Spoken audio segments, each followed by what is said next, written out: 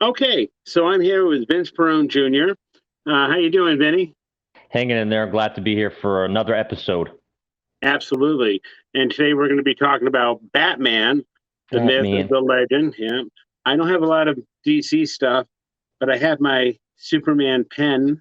Whoa. That's Makes a pretty Superman pretty symbol. close to be Yeah, DC. I That's know. It makes a Superman symbol, but you can't see it in here. It nope, it projects on just the looks wall. like It's kind of cool. Yeah. that's pretty cool.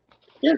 So basically, I want to start off by going with talking about the differences between how we perceive Batman as like how Okay. I saw him in the 70s, 80s growing up, reading the comic books, even seeing the Adam West stuff, and then how you got introduced to him through cartoons and movies and stuff. So why don't you start with that? All right, so the first time I ever was introduced to Batman, again, I can't remember the time, if it's in 1992 or 1994, the Batman the Animated Series, where iconic voice actors Mark Hamill as the Joker and Kevin Conroy as Batman did their voice for the iconic characters. Growing up as a kid, I loved comics and superheroes and video games and anime. So growing up, when you hear a character that dressed up like a bat, throws shuriken batarangs and acts like a ninja, I mean, what kid is not going to want to see a superhero that's like a ninja? And he also has a lot of money. That helps. Yeah, right.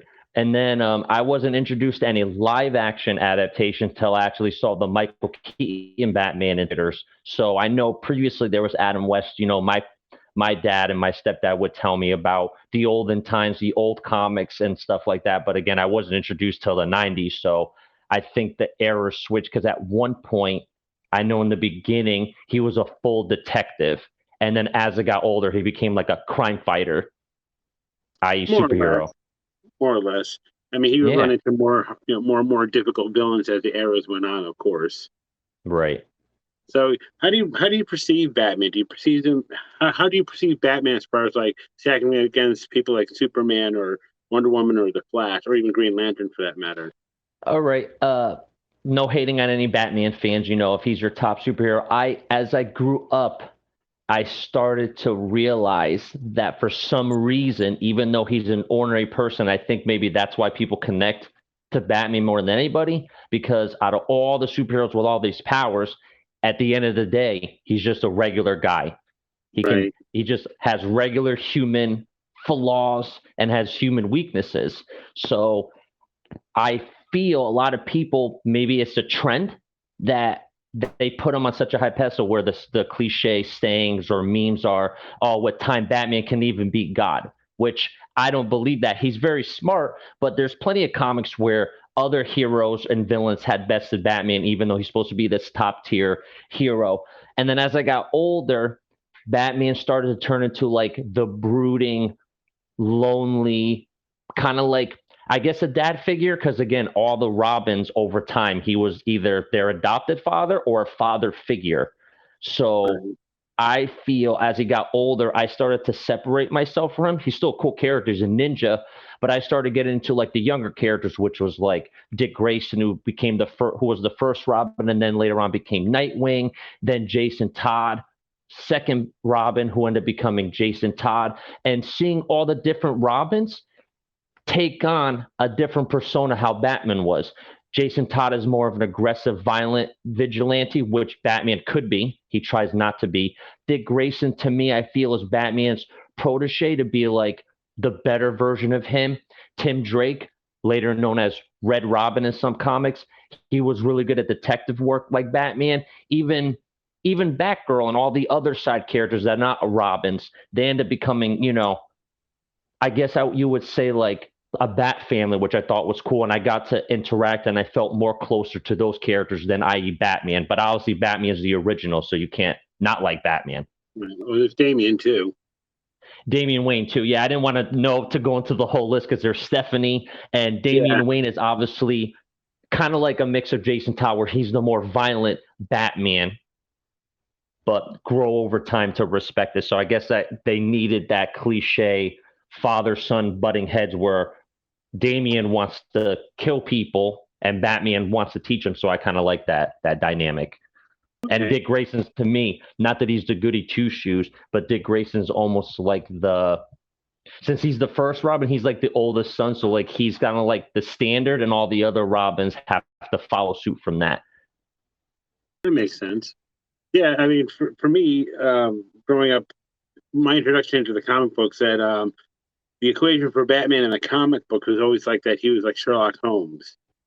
He Right, always worked through the mystery that he was presented with, and whether he was going to London or Europe or even staying in Gotham, it was always about the detective, like when he went up against his rogues gallery, like trying to figure out the Riddler's latest plot by using his brain to figure out his riddles, or what the Penguin was doing by following the trail of money. It was never really about, for the most part, I won't say it was never, but for the most part, it wasn't about like over eccentric gadgets and stuff like that to make him a good detective. And even when he ran right, Superman back in the day, Superman, he would always partner up with Superman, but he'd always tell Superman, it's like, Clark, take it easy. This requires the mind, not brawn.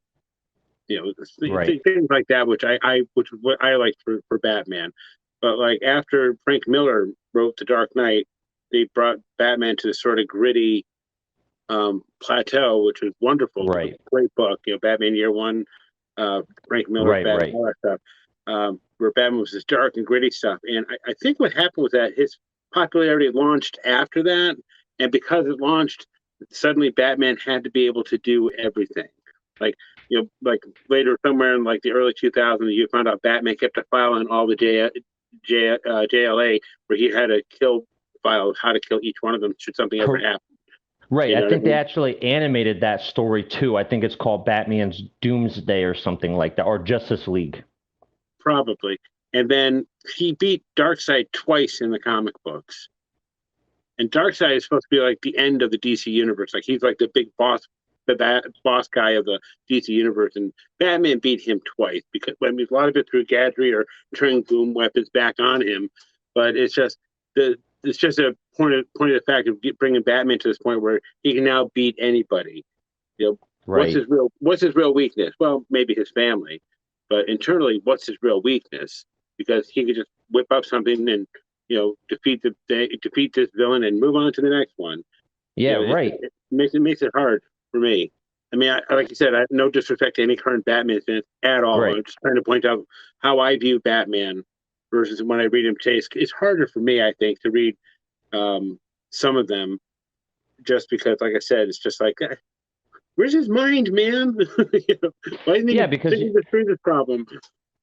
even if Batman, even if he's the smartest person on Earth, other aliens should technically be smarter. Like again, people always say that Batman can easily beat Superman, but if Superman really wanted to, I mean, I'm pretty sure he could defeat Batman if he was evil or if he wanted to. So like again, maybe the fact that again Batman is a human and can relate to us, because I feel the way Marvel and DC comics are, Marvel is more like a relatable, like what if you woke up and had powers and how awkward it is, where DC, I feel like all theirs are supposed to be god tier, like they're superheroes, they're above humans.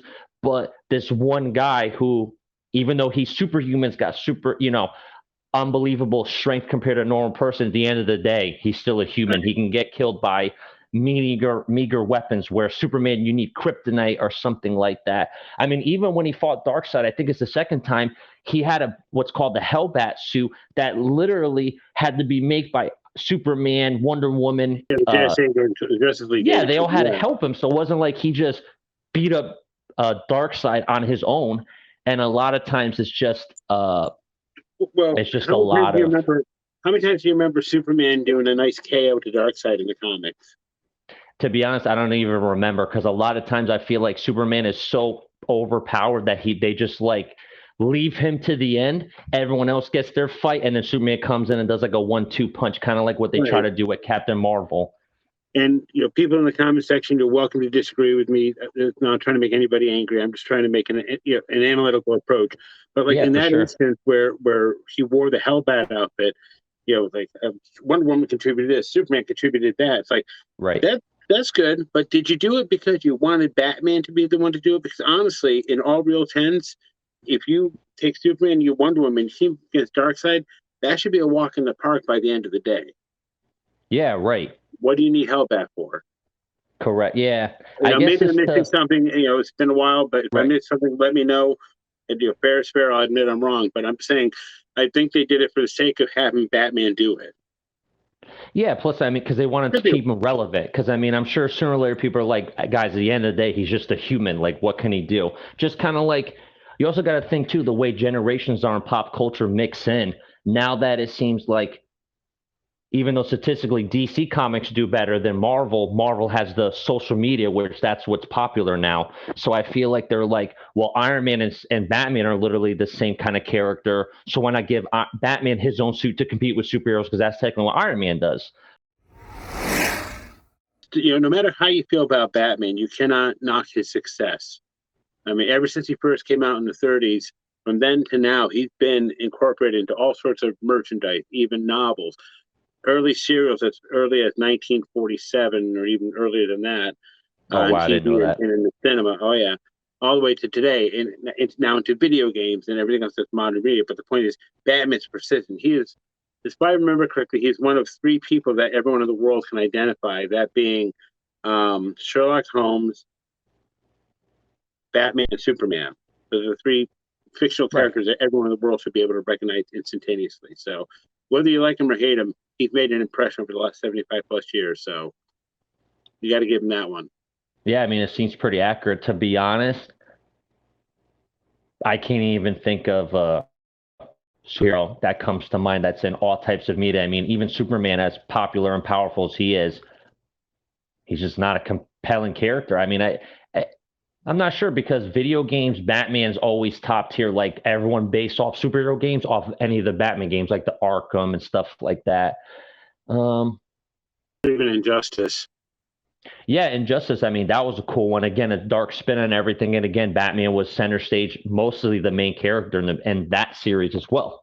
So it's also cool to think too, because again, people like to think of Batman as his lone wolf. Because again, as generations go on, you have to change the dynamic. So before, instead of having, I'm not sure, I guess happy-go-lucky. I don't even know how to describe how comics were because I grew up in the 90s. So in the 90s, it was like violent and gritty and dark and brooding. Like everyone needed to be super muscular and had to have like crazy villains and stuff. So I just think it's funny that with the times, Batman's been the one I feel to do the easiest because when the new 52 came out and people made a more serious, not good at two-shoe Superman, people didn't like it.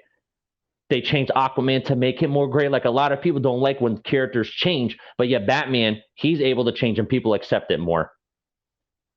He has a lot more flaws in his character that allowed it. There are actually psychologists to this day who love examining Batman's psyche. Going from the childhood, the trauma of seeing his parents go, and what drives him that much obsessively to become a vigilante, just to try to make up for that void that he couldn't protect his parents, that no one should die. Right. And even then, that whole quota.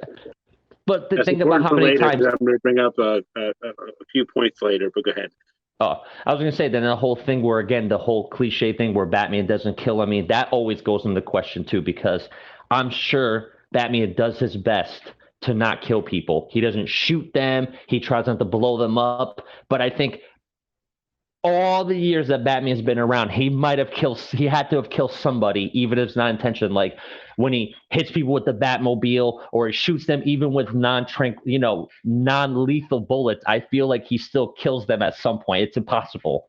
Like he literally will beat people to almost death, but how would he know? He's like, well, I guess people would turn around and say, well, he's so smart, he know. I'm like, but how would he know that dropping somebody from 5 feet won't kill them? It will only break their legs. I mean, I'm not saying that it's not his morality that he doesn't wish to kill people, but I think when people are like, Batman never kills, I just don't think that's logical. Because even Superman and other heroes don't kill people on accident. Like when Superman and let's say Zod are fighting in the city and they blow up the buildings, I'm pretty sure people die. I don't think everyone clears the city in time. So I just don't think that aspect is practical where Batman never kills. I just think he doesn't go out of his way to kill people, but I don't think he's going to be like, well, if I hit the Batmobile and I turn it just right now, I won't kill them. I'll knock them out. I think that's impossible. Yeah, there's always going to be collateral damage, no matter what type of citywide battle. But that's not them intentionally killing. That's something different. Exactly. I get that. But you bring up a good way to segue into something. No, good. I did something up. I want to get your reaction to it. But I did up 9 facts you may not have known about Batman. Okay. Okay. I'll see if I know them. Okay. Now, this is just an introductory. That's not a fact. But as I said before, Batman was created in 1939, and Detective Comics number 27 was released on June 30th of that year. That's just it's not one of the facts, just a fact of point, just so you know. Oh, got you. Where it originated. Right.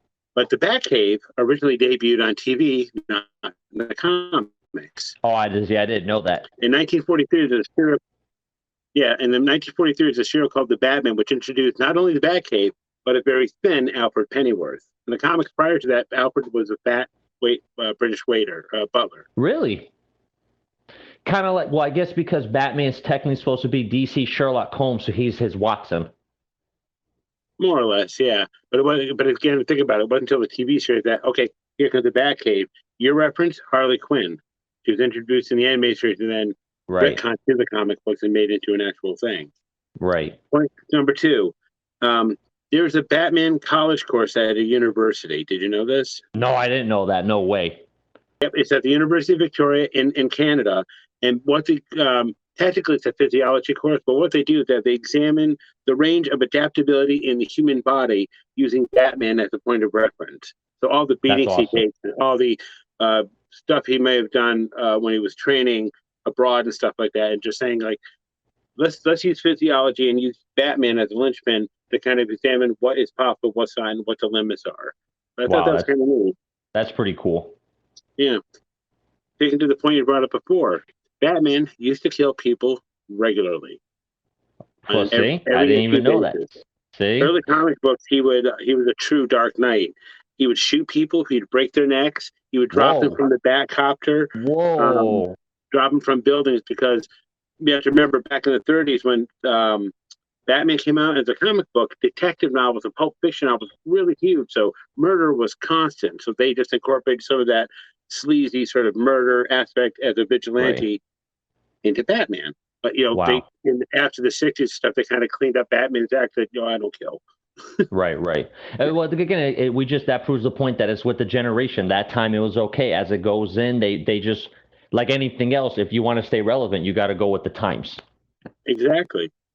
Fun fact number 4, Gotham City's name was chosen from a phone book. That I didn't know either. Yep. Bob Kane and Bill Finger, we'll have more on Bill Finger later. Bill Finger opened up a phone book, put his hand on the yellow pages, and he found Gotham Jewelers. It said, Batman comes from Gotham.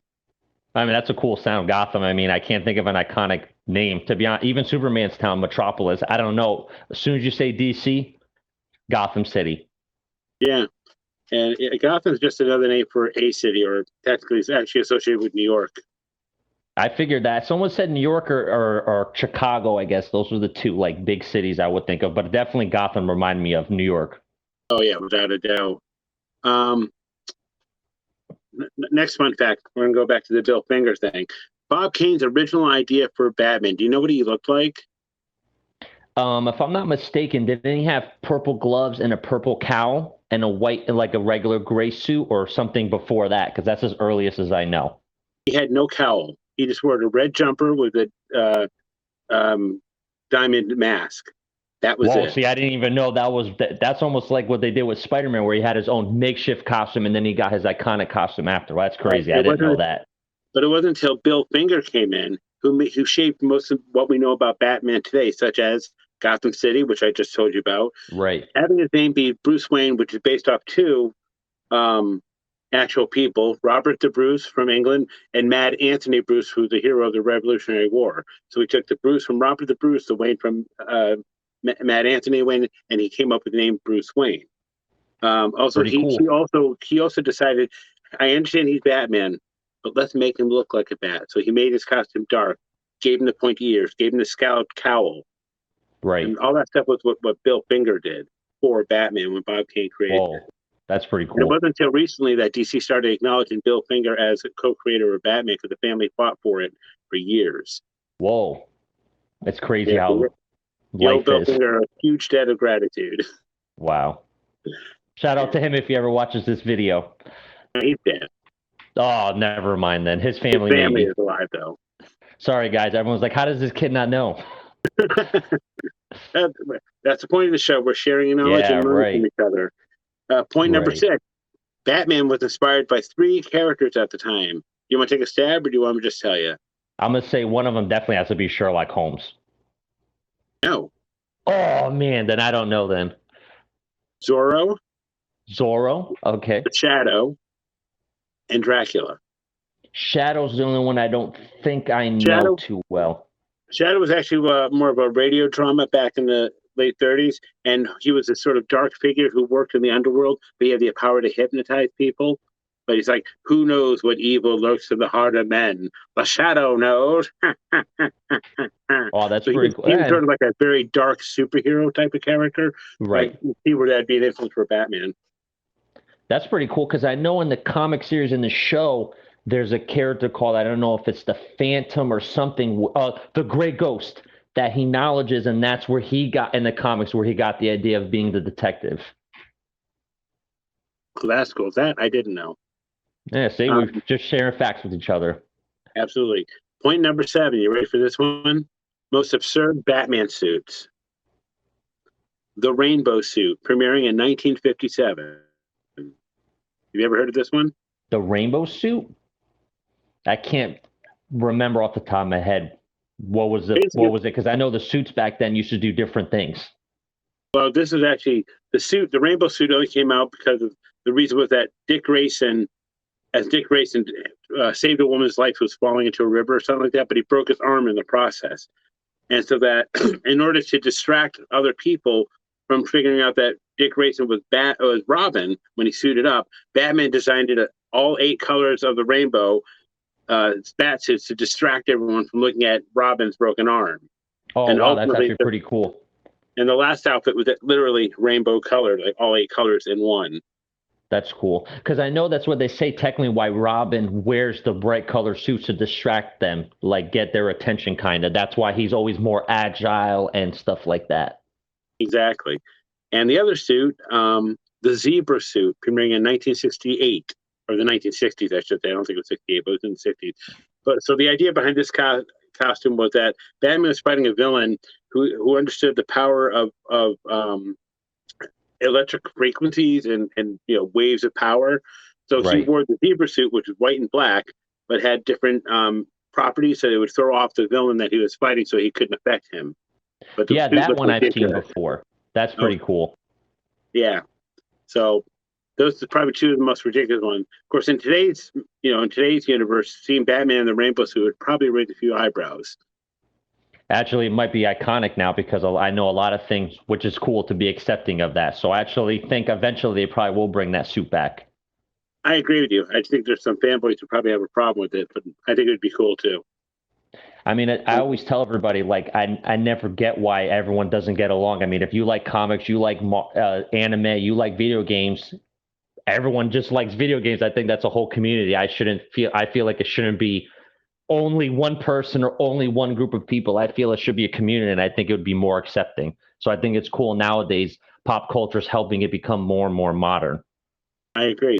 We're also going to do a whole nother episode on cosplay. We can get into acceptance about that too. Oh, cool. That'll be fun. All right, fact number 8. Kevin Conroy is the one person who has played Batman the longest in history. That I kind of figured because if you count voice acting as acting, then yeah, I see that. 8 TV series, 13 animations, and 10 video games over the period of his life. Yeah, so he is like the number 1 Batman actor as far as longevity. I believe in one of the shows recently, maybe last year, he played an alternate Batman, I believe, when it was like the Crisis on Infinite Earths on the CW. Yeah, right. He played the Batman band Dark Bruce Wayne. Right. So I think that's pretty cool. Can't get more iconic than him. I was happy to get him props and see him in live action. Yeah, he did a very good job because you don't see a lot of voice actors do live action. You only hear their voices. So I thought he's a pretty good actor overall. Yeah. Also a nice guy. I never got to meet him, unfortunately, at one of the Comic-Cons he went to, but from what I heard from friends, he's actually a really stand-up guy, which is cool to hear. Yeah. I mean, unfortunately, he passed away shortly after that, which is why I was glad he got the opportunity to do that. Yeah, before then. for sure. Last factoid, number 9. You may or may not be familiar with this, but I will definitely key you in. The comic books retconned in shark repellent. I have seen that before because I remember that was supposed to be a joke, I believe, on the Adam West show. And of course, like everything else, as time goes on, they just do it. I mean, even yesterday, I was watching a Lego Batman with my kids, and they bring up shark repellent, and Batman's like, "No, shark repellent is useless." And at the end of the movie, Robin uses the shark repellent to scare the shark away, and Batman's like, "Wow, I guess it's not useless after all." Yeah. So those are 9 fun facts about Batman that I think would be good for any generation to learn or understand. Yeah, that's pretty cool. I think so. Any final thoughts? No, actually, again, overall, I think Batman. It's good that Batman's around. I'm not saying he should get run off or he should get cut off, but I think it's cool that in a universe where superheroes are considered gods, you have a hero that you can kind of relate. Again, we might not all be billionaires. Maybe some people are, or some people might be super intelligent, but I think it's cool to have a human character to ground it. Like, Superman and Wonder Woman do cosmic stuff, and then Batman's here to kind of bring it back. Like, hey, humans are involved in this too. Earthlings are involved in this. So I always appreciate Batman for that. And if Batman wasn't around, then I wouldn't have my favorite DC superhero, which is Nightwing. So I definitely got to give Batman props for that. Absolutely. And I think in closing, excuse me. And I think in closing, I would only like to say that regardless of how I feel about modern Batman versus my childhood Batman, I know for a fact that within the next 5 to 10 years, Batman will have some kind of drastic overhaul, especially given the fact that people like your son and generations after are going to grow up and they're going to have their own sensibilities and things they like. And Yeah, Batman right. will yet change again. But the important part is he will remain. Yeah, for sure. And people just have to accept that that's just life. Everything changes. And if you want your character to be around, whether you might not like everything about it, at least they're still around for you to enjoy. And you always Precisely. have your memories, right? So, like, you may not like Batman of this show or this series, but that doesn't mean it has to take away from people overall still enjoying Batman and having their own version. And that's what makes everyone unique. Everyone has their own opinions. Exactly. And that's what this show's all about, which is understanding For each other and agreeing with both of them and, well, understanding both of them. Yeah, right. Absolutely. Well, thank you so much, Vinny. I can't wait to No have you on problem, again. guys. Yeah, always a pleasure, guys. And again, thank you for having me. Always. You take care. I hope you enjoyed the panel. If you like the show, please hit like, subscribe, and the notification bell for future episodes. Also, you can visit my online store with plenty of cool swag with artwork done by yours truly. So until next time, remain nerdy, remain geeky, but remain yourself.